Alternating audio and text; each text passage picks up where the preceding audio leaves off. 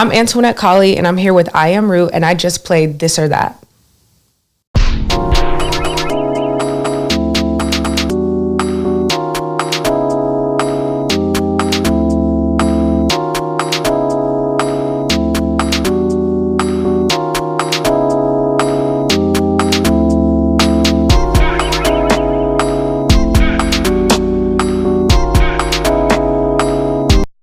What's up, you guys? It's your girl DiVoy'e, and I am back with another episode of This or That. We're on season 19, episode. I don't know what episode this is gonna be, but I'm sitting here with Antoinette Cauley. Hey, y'all. Hey, how are you? I'm good. How are you? I'm really good. I'm excited to have you here. Yes, You've been likewise. all over the world. Oh yeah. Okay, so I have a couple questions for you. Okay. Have you seen the show before? Yes, I have. Okay. So what I'm going to do is real easy. I'm just going to give you two options. You'll pick this or that, and we'll see if your answer is the popular choice with the audience. Okay, perfect. So the first question, we kind of talked a little bit before we started rolling, but you are from here. Yes, born and raised. Born and raised here, but you lived overseas. Mm-hmm. Would you pick, was it Germany? Would you pick Germany or here in Phoenix? Why'd you have to hit me with such the heavy question? That's the first question. Okay, I'm going to say... If it's specifically Germany, I'm going to say Phoenix because of the sunshine. Okay. It was very cold and gray in Germany, but like if it was another country, maybe I'll choose somewhere else. But Phoenix. Would they get any sun at all, or is it like 90%? Girl, it would be like 4 weeks during the summer. 6 weeks during the summer, I'm sorry. Wow. And my German friends would say, just hang in there. Like, just get through all of this because remember, summer's coming. And I'm like, y'all, I lived in summer all 365. Yeah. Like, this is, y'all don't know. So, yeah. So we're going to pick Phoenix. Yes. Okay. She loves this here. Okay, so your favorite show is The Office. Yes. Would you go Office or Parks of Recreation? Have you seen that? Yeah, I have. It's so funny. Yeah, which one? But I'm gonna go Office. Really? Easy. Okay. That's like I know like every episode. So yeah, it's. I like that. I like The Office too. I would pick The Office too. But they're like similar vibes, you know, like the mockumentary kind of vibe, and the way they film it. Hilarious. But The Office is like a comfort show. You know what I mean? Like I've watched it for so long that it's like hands down. Just one of those shows you can just put on anytime. Like I've already seen it thousands of times, but. It's like new every time. Yeah. My favorite episode is when he sent the email that they were in like Mexico on vacation to Jan or something like that. And the email went company. That was my favorite episode. So I picked Office too. Oh man. Okay. Yeah, that's a good pick. So we're gonna do Office. Would you pick gallery art or street art? Ooh, that's a good one too. Mm-hmm. I feel like they both hold value in different ways. Mm-hmm. And I don't know, I feel like I need more context, but off tops, let's say if I'm speaking for myself, I would say gallery art because that's what I prefer to create. Mm-hmm. But I also think that street art is so important, like maybe even more important than gallery work because it is like the art of the people, like it belongs to the people and it speaks to what's happening in the world and it's accessible but I'm going to say for me personally, gallery work, because that's what I create. And then for everyone that's watching, what do you feel like the difference is between gallery art and street art? I know you just kind of explained. There's huge differences. Like street art, anyone can create street art. Like you don't have to have a degree. You don't have to have a cosign from a gallery. You could pull up to a wall legally or illegally and throw up whatever you want to throw up, you know? And because of that, you can create whatever you want. You can make whatever statement you want. But when you are, you know, showing artwork with a gallery, sometimes there's restrictions. Sometimes they don't want to show certain things with certain messages. Oh, I see. Like it caters to a more elite crowd, typically. There's different types of galleries, but, you know, for the purpose of this conversation, when people think of galleries, it is a little more of like a luxury elite kind of thing, whereas street art, I view as art for the people. I try to fuse both. Like my art is for the people. I was going to say, I feel like you do a pretty good job of doing both. Like, but it also sells for high price points, you know, which is like, for me, I want it to be accessible in that everyone can experience it and everyone can take something home if they want. I have merchandise and things like that. But the actual paintings themselves are still considered like luxury items that are like high price points, you know? So for me, I want the gangbangers and the museum directors to be under one roof at the same time. And I've already accomplished that. So that's always my position. Yeah. Fusion. Okay, so we're going to go gallery art. But that's a little less than art for us. Yeah. Would you do black and white or color explosion? These are good questions. I would say color explosion, though I do love black and white, and I do paint a lot in black and white. I just feel like there's so much emotion that comes with color, and it helps me portray my message easier or like more clearly to the viewer. Okay. So you do color. Yeah, that makes sense. Like if you want like an angry vibe, you can do like this color and red without even painting anything that portrays that, but just because of color, it could give you a different feel. But I also had this, I remember one time I submitted work in college for an art show and I didn't get in. And when I went to pick up the work, the dean of the art department was there and it was color work. And he was like, your color work's just not very good. You should do black and white. I've seen your black and white. It's way better. Oh. And I took a mental note and I was like, bet, watch me get better at color now. Oh, and yeah. So that's why all my work is so vibrant because I'm naturally rebellious. And when my professors would tell me not to do something, I would just get better at it. So I think that's a big part of why I prefer color too. It's like kind of sticking it to the man, Yeah, that's crazy. There's so many stories of people who go through stuff like that, like a teacher or somebody. I don't know why people do that. Because they're haters. Yeah, they're like low-key haters. They project what they feel they can't do onto you. It's like, just because I think I can't do something, I'm going to put that onto you. Yeah. That's crazy. Instead of just being like, take some color classes. I think you should work on your color. Yeah, or just stop doing it. Right. Yeah, okay, now you can buy one. Yeah. How about that? Right. Let's see if he can afford it. Yeah, right. I know, that's so crazy. Can you afford it now? Would you sketch first or freestyle? That's okay. I'm gonna say sketch first. I actually normally sketch first, but recently I started freestyling and kind of liked it. But what I realized happens when I freestyle versus sketch. When I sketch, I get more detailed and it's more crispy. When I freestyle it, not so much. So I've been really working to slow down, and that's the other thing. When I don't sketch, it eliminates a lot of time because sketching takes a few hours. Oh, okay. So then I can just go for it. Yeah. Oh, okay. Then I can just go for it and I save time and I feel like I'm working faster, but that's just capitalism telling us to, rush through things. Yeah. So I've been working on slowing down and sketching. So I'm going to go with sketching. Okay, sketching. That's interesting. Yeah, because you could, if you map everything out before you do it, and then when it's time to do it, you just... Yeah, just fill in the blanks, basically. Yeah. Interesting. Okay, so we're going to go sketch first. Yes. Art therapy or art as hustle? Oh, always therapy. Okay. Any kind of therapy is always going to come first in my book. Yeah, but it's so important. I just feel like, okay, living in Germany is not a capitalist country. It's a socialist country. And so they put people before profits. And they were also run... They were also being run by a woman at the time I moved there, Angela Merkel. She was in power for 16 years. Wow. And Germany was one of the most powerful countries in all of Europe. Strongest economy in all of Europe, fourth strongest in the world. Very powerful country under her rule and a non-capitalist country. So I instantly felt the effects of that when I moved there. I just didn't know there was anything other than what we experience here. Yeah. Life was much slower and they prioritized creating space for people to come together and not have to spend money. It was just, the society was set up, I think in the ways you would imagine, like sort of a woman who was being nurturing to a group of people. That's what it felt like. Wow, people were very well taken care of. It was hard to evict people. So you didn't really see homeless people. Public transportation was very cheap, if not free. Healthcare was free. College was free. Parents, mothers and fathers got 6 to 12 months paid parental leave. So I saw tons of dads with their babies out and about. Oh, really? Lots of third spaces, lots of free spaces for people to hang out. And, even if you did go out for a night on the town with your girls, it'd be very inexpensive and safe. And it just it taught me what it looks like to balance the hustle with rest. And it made me honestly very resentful of my home country here for what it does to us with capitalism. Oh. So I just been on this big wave of communicating about that, talking about that to people because they have us on a rat race here and we don't need to be. So it's just the illusion of capitalism making us feel like we constantly have to work. So I'm not a fan of hustle culture. And I feel like with the art, there's sort of this sacredness about it that gets taken away if you completely make it a hustle.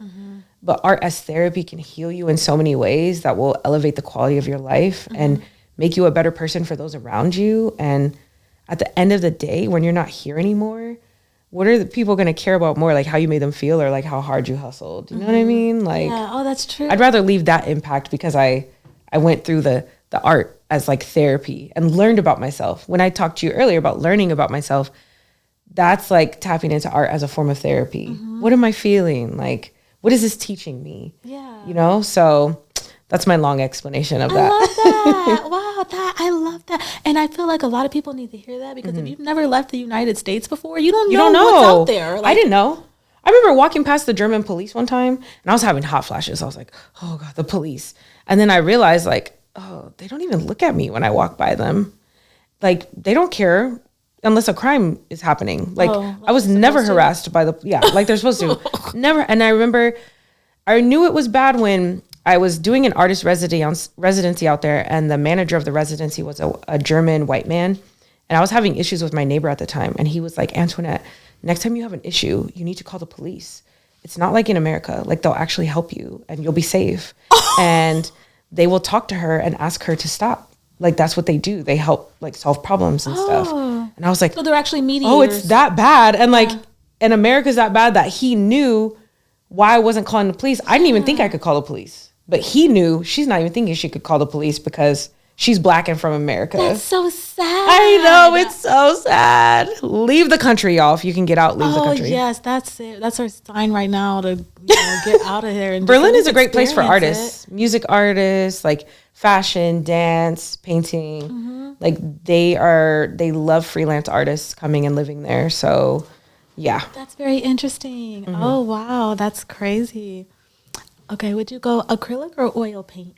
Acrylic, 10,000%. Oh, okay, why? Because I'm a fast painter and acrylic dries fast. Oil can take up to a month or two to dry if you don't mix. A month? Yeah. Oh my gosh. You're supposed to mix like mediums into it and then it will dry quicker, but a lot of them can be toxic. You should wear gloves. Like you don't want to inhale fumes. Acrylic's just water-based, you know what I mean? Oh, okay. It dries within a few minutes and that's crazy. perfect. That is something that you'll have to worry about, like how much paint you're smelling. How much I didn't even think about that. So you need ventilation. I've had times where I've gotten migraines from different chemicals I was mixing, not knowing. And then I call my dad and he's like, yo, you're supposed to have ventilation with that. And also like that can crack your painting over time and this and that. There's just so many layers. I was trained with oil. Like when I went to college, I was already above average with my work that I was creating, but I needed help with the painting, refining. And I was trained in oil, but then I realized I don't want to paint in oil. How do I make acrylic look like oil? So that's what I worked on for years and was able to pretty much accomplish.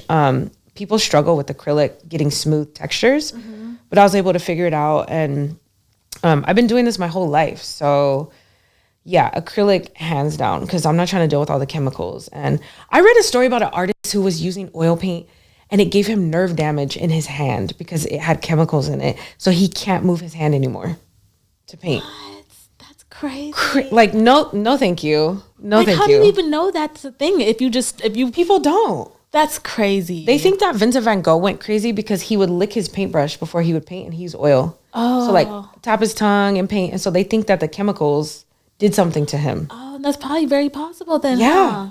Yeah. Jeez, there's so much to go So much people don't know. Yeah. They think I'd just be in there whipping it out, selling them. That's and what I thought. That's like, it. No. I wish. Yeah. Wow, this is so interesting. Okay, so we're going acrylic. Yes. Would you do painting, pick a painting or drawing? Do you draw? I do. Like a lot? That's my first love, drawing. I would say drawing over painting. Really? Okay. It's just, as a kid, that's what I did was draw. Like I would doodle in your books and. Oh no, it's like yeah. It did start like that. As a kid, I loved drawing people. You know, like if like you go, people? like if you go on my Instagram, you'll see like pictures I drew when I was like 9 versus like when I was like 29. I love that. Do you put them side by side and stuff? I love. I do that. Honestly, I do that for kids. Like parents will reach out to me a lot with their kids who they draw or whatever. So I post that in hopes that parents will share, and they do, and they message me about it because I think people just think you always just had it, and no, everybody starts somewhere. So, but I kept drawing, and drawing became my escape. Like I had to grow up so fast. I had to like be very responsible in the household, like help raise my little brother. So drawing was my escape, and I draw for like 8 hours a day, and I excelled so quickly. By the time I was 13, I had already surpassed like a collegiate level. You know what I mean? And the thing about pencil is like, I love detail, and it's so easy to get detail and refine with a pencil in your hand. Paint kind of has a life of its own. It's very hard to control, and you have to succumb to it sometimes. It'll run and stuff, right? It can. Or does it? Because like some paint's thick, some is thin. You can thin it out, you can thicken it up. There's different tricks and mixing mediums you can add to the paint. But you know, you're working with something that's hard, the pencil, versus something that's soft, like frosting. You know what I mean? Like one is going to be easier to control than the other one. Yeah. And I liked the feeling of the control that the pencil gave me. But painting taught me how to let go of control in general. So it's kind of like a metaphor for life, you know? Oh, wow. And to just like be okay with what happens and know that it'll be great no matter what. I don't something out of it. Yeah. And I don't believe in perfection. Like that's just not a thing. So I'd never strive for perfection, but I always strive for excellence. And that can look like many different things. Yeah. So yeah, I definitely would choose drawing hands down. Wow. And what kind of things did you used to draw? Like or you said people, Yeah. like you like to. I loved drawing basketball players when I was a teenager. Yeah. What about basketball players? You know what? I was obsessed with basketball, like the NBA, WNBA, and even college ball, obsessed. I loved playing basketball. So I think that's what it was. But when it came to the art, I love the challenge of like the weird positions they'd be captured in, like flying through the air with the ball, and there's all these beads of sweat and the wrinkles in their jerseys, and even the little holes, like the perforations, I think it's called, in their jerseys. I love being able to challenge myself to capture all of the detail. It's like taking a picture, but you're the picture. Yeah. You're drawing the picture. Yeah. So, and then I used my art as a teenager to like meet some of my favorite NBA players. So I would go to like, I was a hustler. I'm not gonna lie. I remember when I was like 15, I was like, I really want to meet Tracy McGrady. I feel like I could do it with my art. Let me get some tickets to the game. And long story short, I ended up meeting an NBA agent, and he wanted to commission me at 15 for a piece of art. And he's like, I'll send you to 3 games with locker room passes and pay you. Stop. So I did get to meet Tracy McGrady and show him my work. But I remember when I was at the game, I went down by the court and I took my sketchbook with me, and I was showing the security guards, like, I drew this picture of the players and I just want to show them. So they let me down, and I became friends with one of the security guards there. Oh my God. And at every game, she'd let me come down to the court and talk to the players. That's so and cool. So I was obsessed. So I think it's dope now because I work a lot with the Phoenix Mercury. Yeah.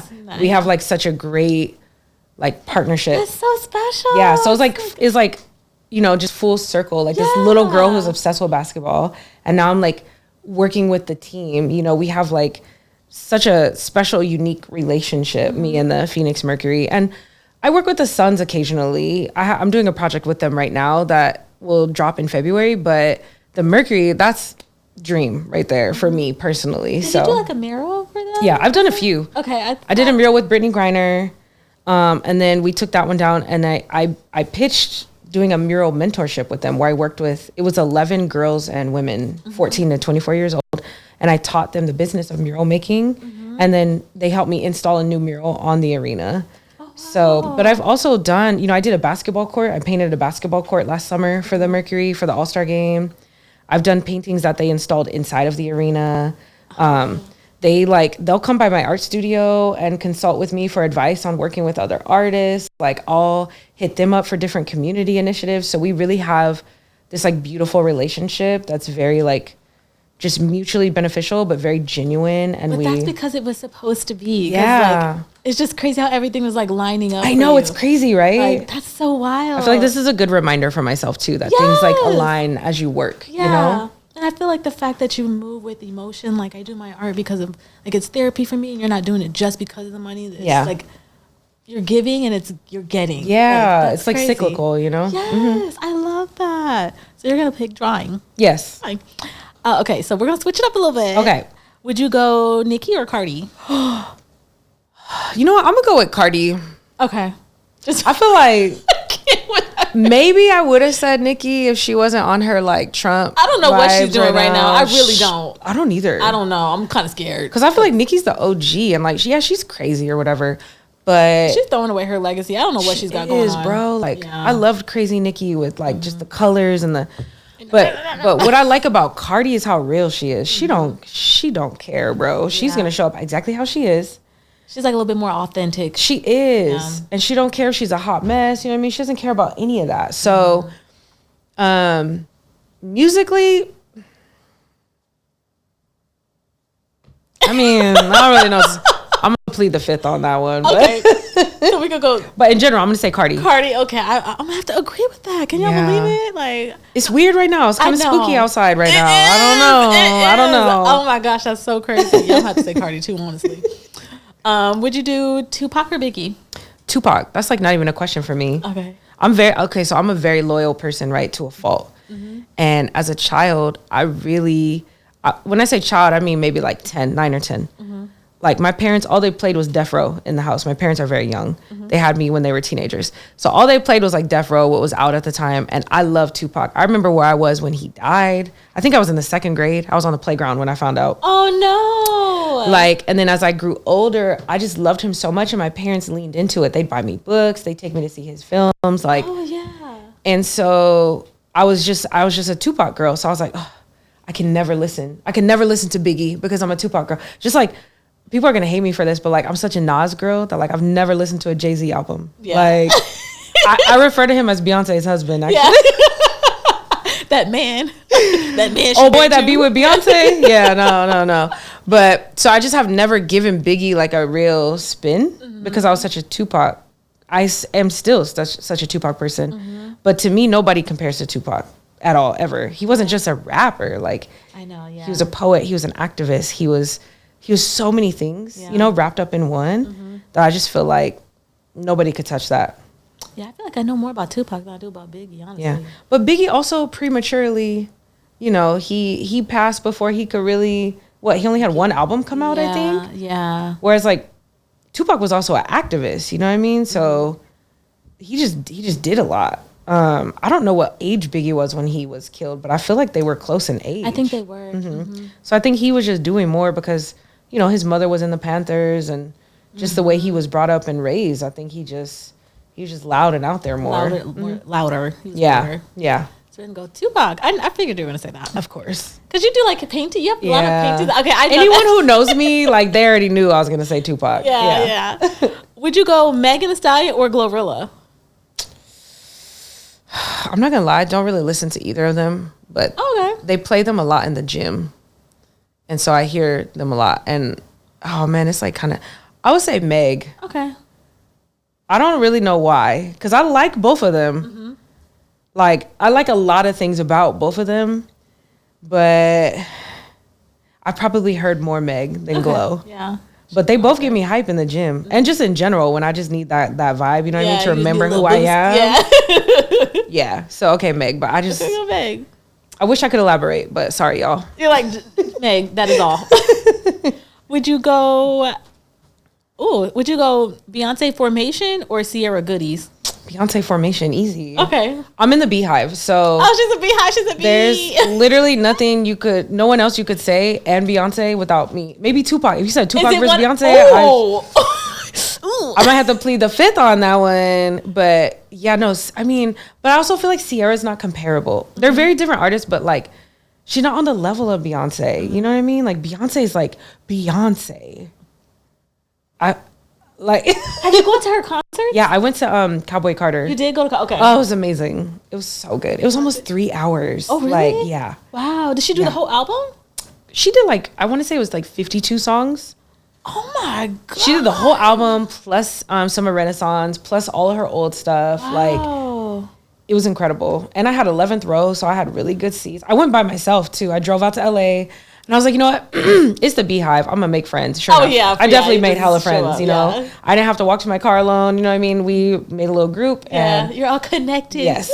It was great. Wow, was she flying around in her little car? Oh yeah, she flew in her car. I think it was show number 4 that I went to. It was amazing seeing Blue Ivy too. Oh yeah, she did her thing. Look, I don't know her, but I'm proud of her. Yeah, she's my little sister. I know, right? She's like all of our niece, you know. Yeah, yeah. All right, so we're gonna go with Formation. Would you go Kanye West Gold Digger or Kanye West Flashing Lights? I'm gonna go with Flashing Lights because I love that song. It's my favorite song. I feel like there's a lot of conversation right now about gold diggers, and I think a lot of men think women are gold digging, but they don't really have the gold to dig. And I feel like a lot of men don't realize they're gold diggers, but they don't dig for money. They dig for resources. Yeah. Or your resources, you cooking, you cleaning, your energy. Yeah. And this is no dig, because I love men. But we gotta start being real. I know. So I do like that song, Gold Digger. But I'm gonna go with Flashing Lights, because I mean, they're both classics. Yeah. You know? But yeah, I'm gonna go with Flashing Lights. Okay, I agree with that. And then I'm gonna ask you. Oh, I gotta ask you these two. Would you choose love or money? I'm like, oh, you asked me this after a breakup. Oh, you're like, I'll take the money. You know, I'm gonna go with love, because I feel like, you know, you didn't say giving or receiving, but I feel like if it was both, like my ultimate goal in life, you know, is to inspire and leave people with something. So when I'm not here anymore, like that love will have made a greater impact than if I had money. Okay. Money's dope. I like money. You know what I mean? I like making money. But, you know, when I think about what makes me happy and what keeps me going, it's never money that comes to mind. Oh, okay. It's connection with people, you know? And I think about what's got me through hard times, you know, like going through a breakup or moving to another country or struggling with my career.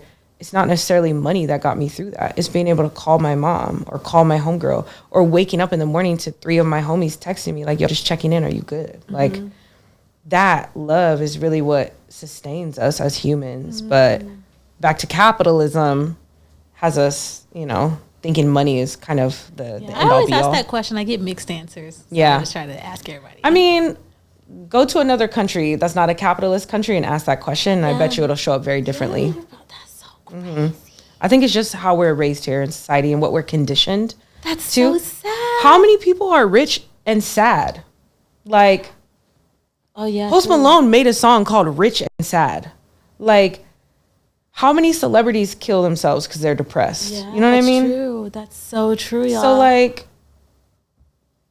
people think we're fed the illusion that money will make us happy because we can have everything we want, but money can't buy love. It could get you fake love for sure. But like, as human beings, I mean, money is this made up thing we constructed. Love is not. Like, love is real no matter what. She is spitting right now. Listen. So. That's such a good answer. I didn't even think about that. Now I'm rethinking my answer, because I was telling you. No, I mean, if there's money, it's like tempting, you know what I mean? Because especially if you've like gone through heartache or bad breakups or abusive relationships or anything like that.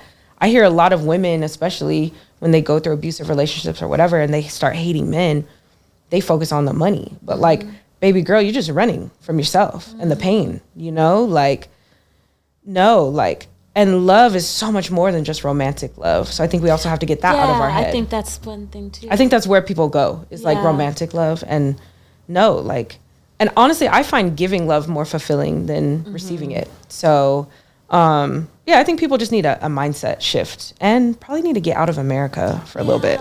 Dang, that seems to be the answer to season this episode. And then would you, last question I want to ask you, would you rather be the richest person in the room or the smartest person in the room? I'd rather be the smartest, because I feel like if I'm the smartest, I can figure out how to become the richest later. True. Facts, that's it. So I don't want to be rich and dumb. I know. That's crazy. You might lose your money that way. Exactly. Yeah. Then you're going to be broke because everybody's going to be using you. True. Yep. Okay. Okay. And then is there anything else you want to say to the people? You know what? Yes. This is, for anyone who's been following me, this is my 10-year as a full-time artist. So this last November. So I just want to thank the city. 10 years full-time. Like, not working for anybody else. And woo, it's been crazy. Yeah. Literally multiple countries, like just different struggles, different accomplishments. Like, anyone who's been rocking with me, I've been doing it for longer than 10 years. So people have been rocking with me for longer than that. But anyone who's been rocking with me, they know like what I've done, what I've struggled through, what I've accomplished. And I just want to thank everybody who supported me, especially in Phoenix. Like, I say it all the time, but I truly mean that I couldn't be who I am or do what I do without Phoenix. Like, a lot of artists, especially music artists, a lot of artists, they don't blow up in their home city. They have to leave, blow up, and then people rock with them. I had the opposite effect of like, my city has me on their shoulders. My city don't play about me to this day. Like, this is like my foundation, my roots are here, and the city waters my plants all the time. So I just couldn't do this without Phoenix. And I just want to thank everybody, even outside of Phoenix, because I have supporters all over the world, you know? So I think that would just be what I want to leave you all with, is just a thank you. And I'm not going to cry because I got makeup on, but I know. Yeah. Like, oh gosh, that's so cool. I love that. Yeah. So, well, thank you for playing. of course. Yeah. Oh, and you guys can follow me on Instagram, Antoinette Cauley. I have an art show coming up in 2026. So just follow me. I'll announce the dates in the next few months. But that's like the show to be at. So make sure you start picking out your outfit early and meet me there. All right. Hey, you guys looking for a way to pass the time? You know, work events, road trips, social events? We got you right here. Get your This or That card game at www.thisorthat365.com.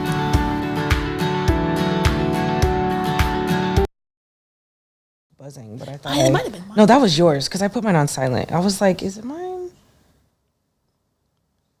Those are amazing answers, by the way.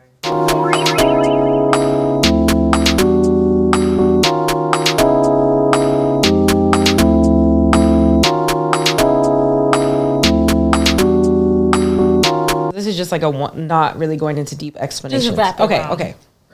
We're like, okay, hey, what's up, you guys? We're back, and we're back for the rapid round. So I got the cards from the card game. We're going to zip through them real quick. All Are right. you ready? I'm nervous. Let's go.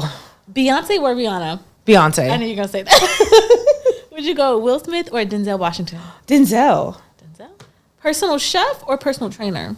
Personal trainer. I love my trainer. Shout out Brittany Dawn. Oh, she's got one. World Series or NBA Finals? NBA Finals. Okay, I thought you were going to say that too. Michael Jordan or LeBron James? Jordan, for sure. Jordan. Martin or Fresh Prince? Martin. That was a hard one. That was a hard one. That is a hard one. Would you go Shakira or J-Lo? Shakira, for sure. Oh, yeah. Her hips don't lie. So. Dancing or singing? Dancing. Dancing. Sunflowers or roses? Roses. Okay. Late nights or early mornings? Early mornings. Okay. Michael Jackson or Prince? I didn't really listen to either. I'm going to say Michael Jackson. Okay. I grew up on death row, you know, so my parents never played. But somebody going to MJ. Lashes done or nails done? Nails done. Okay. Soup or salad? Salad. Do you prefer phone calls or text messages? If it's like one of my boos, then a phone call. Mm-hmm. Everyone else can text me. Okay. Let's say text. Text, okay. Mexican food or Italian food? Mexican. I'm a Phoenix girl. Phoenix. Yeah. Oh, would you go Drake or Kendrick? Kendrick. I know you. I think I like both of them, but Kendrick. Kendrick. Dave Chappelle or Martin Lawrence? Dave Chappelle. Dave Chappelle. I already asked you that one. And I think I know what you're going to say on this one because we already talked about it. Jay-Z or Nas? Nas, of course. Oh, okay. Beyonce's husband? Definitely Nas. Definitely not Beyonce's husband. He's just Beyonce's husband. What's up, y'all? It's your girl DiVoy'e, host of I Am Roots, This or That. We just want to give a special shout out to our people over at Richest Media. Visit Richest Media for all your media needs.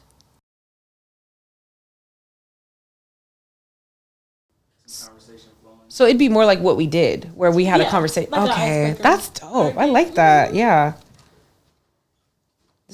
Thank you guys for watching This or That. If you haven't already, go ahead and hit the subscribe button, leave a comment, don't forget to share this video, and we will see you in the next episode.